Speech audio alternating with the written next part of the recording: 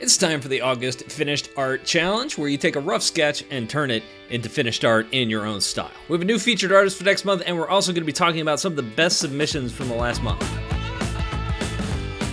Hey, before we take a look at last month's submissions, I want to introduce August featured artist. It's Eric Merced. You may have seen some of Eric's work over on his YouTube channel where he posts speed draws, tutorials, the occasional review. If you haven't seen it yet, you should definitely go over there, check it out. There are links down below in the description. Also is a link to his Instagram account where he posts some of his illustration, and also his photography Instagram account as well. Eric was kind enough to provide the sketch we're going to be using this August for this month's challenge. I think this is going to be an interesting one because the background is space, and I'm curious to see how people deal with that, what kind of colors they use, how they end up using contrast, that sort of thing. This should be a good one. So here's the drill. You take the sketch, link down below in the description, and you finish it. Do whatever you want with it. You want to practice inking? Cool. Painting? Right on. You want to carve this thing out of butter? More power to you. When you are done, post it on Twitter or Instagram using the hashtag FinishedArtChallenge. That way everybody else can check out your stuff and we can grab some of the best ones to feature right here next month at the beginning of September. So I think that pretty much covers it. Let's dive into the submissions that we got over the past month. We got a ton of them. I wish I could feature them all. So last month, since it was the first time I was the one who provided the sketch, I used an old sketch I used from an Inktober drawing I did last fall. And since I was inking it, I knew what I had in mind. But what was interesting is how other people interpreted the sketch. For example, there's a lot of shapes and lines, and it can get a little confusing here or there. In fact, there was one part that was specifically unclear. It's over here on his hand. He's holding a scabbard, and the scabbard goes down below underneath his leg, so you can see it coming out. But to a lot of people, that looked like background foliage, which makes a lot of sense. Also, I tend to draw fingers as blocks, so there's a lack of clarity there as well. Anyway, a lot of people looked at that and thought he was holding some kind of beverage, specifically an adult beverage. What I thought was interesting is several people noticed that and thought, well, that's not really clear. Maybe I can emphasize that more. And there were several submissions that tried to do that, which I think is a pretty good instinct. For example, this one moved his hand up so you could see what he was holding. This one uses emphasis using little lines that they ended up coloring in reddish purple to emphasize what's going on. Hey, the sword should be here, the dog's got it over here. And overall, how people were reading the sketch, the initial sketch and what I had in mind, that was really interesting to me. I was also interested to see how many different styles people used to tackle this thing. Several people chose to do a painterly style. In other words, they weren't doing any kind of outlines. In fact, they were just kind of doing different paints to kind of bring out that contrast and that sort of thing. This one was done in black and white, which I think works pretty well because you can see the dog on those gray colors. The pirate itself stands out because he's got a lot of dark colors to him, pulling him away from the background. Here's another one that does something similar, but it uses the colors. I think you're losing the dog a tiny bit, but overall, I like what they did with it and how they tried to add a little bit more depth to the illustration in general. A lot of them were inked and colored, and I thought some of them did this really well. Since I do a lot of inking and then flat coloring, I'm always interested to see how other people are doing that, what kind of colors they're choosing, why they're choosing what they're choosing, what works, where are they putting the highlights, things like that. Also, since I use so much background foliage, I was curious how people were going to actually use the colors to pull the character away from the background so it doesn't get too blended in. Also cool to see people just go off and do their own style completely, stuff I never would have thought to do myself. This is a nice little ink version. I got another ink version, but this one is totally different, using different textures to kind of color different areas of the pirate and the bushes and the dog. Some people even fiddled a little bit with 3D and did some cool stuff, so that was neat to see too. A lot of people took the sketch and decided to redraw it, which I really love to see. Like, okay, they're gonna look at the character and think, how would I redesign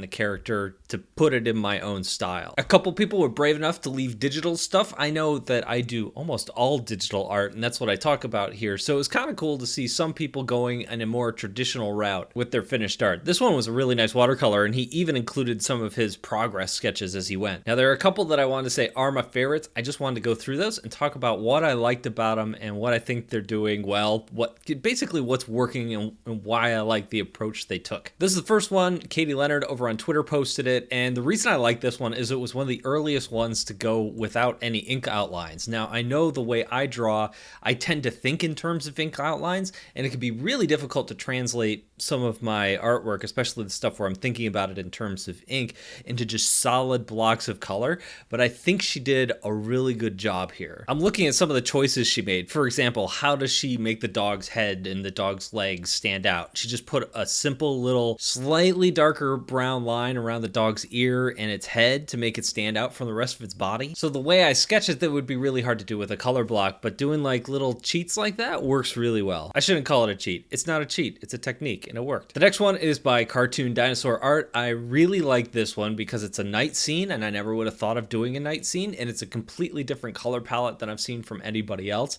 which makes it really unique and really stand out. They're also using color in a really good way. It's all about the highlights. For example, you can definitely see the dog, you can definitely make out the details on the dog, but as the dog kind of descends into shadow or recedes a little bit into shadow, you're losing some of the detail on the back paws and the bottom half of the dog, but that's okay. It still works because he really did a great job of highlighting the top parts of the dog. Same thing with just some of the textures too. There's obviously a lot of texture on this, but it's subtle enough to work without hitting you over the head with it and saying, just screaming texture at you. FearOoze56 did a paper cutout. What? This is so cool. This one definitely wins for the most creative approach.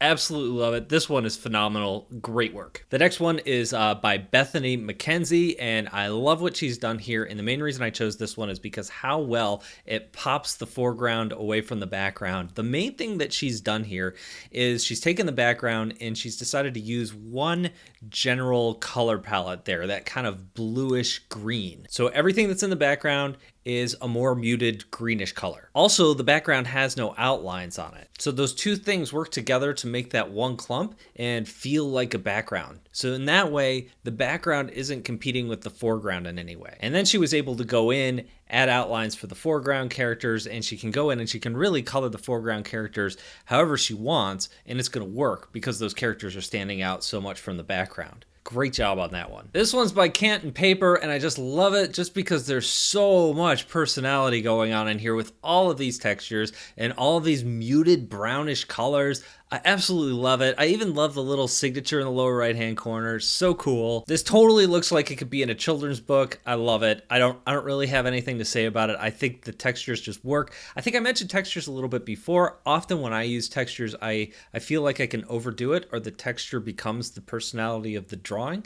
It's hard to pull off a really good texture drawing without them overpowering everything. I think it just works here. Maybe because of the shadows, maybe because of the different elements, maybe because the foreground images are more solid and have less of that texture seeing through them, whereas the background images, you can see through it a little bit more. Also, some of those rocks and things like that in the background have the little lines going through it, so they're using texture in different ways. Everything fits together so well, but it's all slightly different. The last one is by Frank Porter. What I like about this one is the muted color scheme. It seems to work pretty well, and I think it works for the same reason that some of the other ones are working. One, the outlines on the pirate are a little bit darker than the outlines on the background, which helps the pirate stand out. Also, in general, the pirate's hat and the pirate's jacket are darker, which again helps it stand out from the background. Like I mentioned before, when I'm looking at contrast, and when I'm drawing, I'm thinking, okay, what's pure white and what's pure black, and what are all the shades of gray I can get in between them? And I think if you can pull off a drawing without having that pure white, like the lightest color he's got going on here is like a 20 to 25% gray on the dog or the background images there, but it's still works and you still get all of that in there.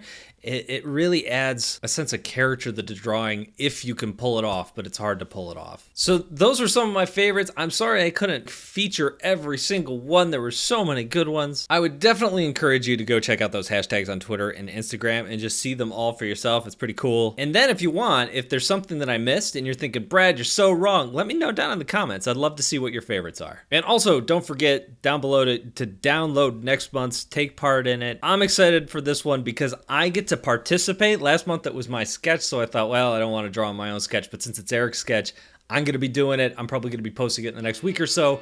So I've already started cheating a little bit, but it should be fun. Thank you guys for watching. I appreciate it, and I will talk to you next time.